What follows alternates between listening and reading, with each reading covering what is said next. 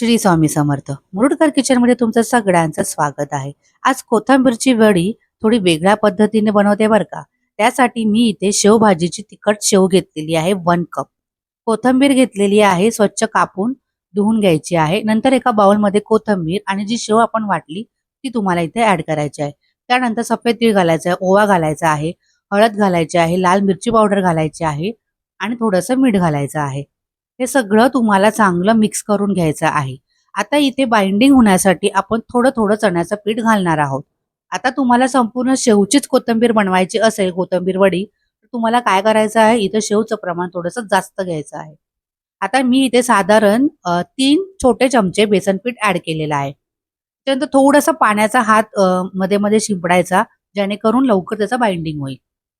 आणि त्यानंतर तुम्हाला तिखट जास्त करायचं असेल, तुम्ही तिखटीचं प्रमाण वाढवू शकता. आता इथे तुम्ही थोडंसं चिंच गुळाचं पाणी टाकलं तरी चालेल. आता हाताला तेल लावून घ्यायचं आहे आणि तुम्हाला पाहिजे त्या साईजमध्ये तुमची वडी वळून घ्यायची आहे. मी आता याच्या फक्त 2च वड्या वळवल्या होत्या मोठ्या साईजच्या. तर तुम्हाला व्हिडिओमध्ये दिसत आहे. व्हिडिओ आवडल्यास लाईक, कमेंट आणि पेजला लाईक आणि फॉलो करायला विसरू नका. जर YouTubeवरती बघत असाल तर माझ्या चॅनलला सबस्क्राईब करायला मात्र विसरू नका. भांड्याला मी तेल लावून घेतलेलं आहे आणि हे मी कुकरमध्ये 3 शिट्ट्या काढून उकडून घेणार आहेत.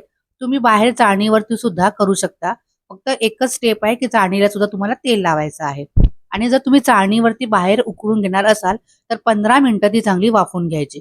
कुकरमध्ये लगेच आपल्या 3 शिट्ट्यामध्ये होऊन जातं.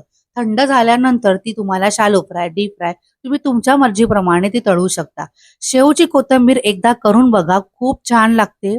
टेस्ट अप्रतिम आहे आणि कधीतरी वेगळ्या पद्धतीने जेवण बनवायचं असतं. आपल्याला सुद्धा एक मजा येते, थोडा इंटरेस्ट येतो आणि ही अशी शेव टाकून केलेली कोथिंबीरची वडी थंडीमध्ये खाण्यासाठी रेडी आहे. रेसिपी आवडल्यास लाईक करा, कमेंट करा आणि प्लीज शेअर करा.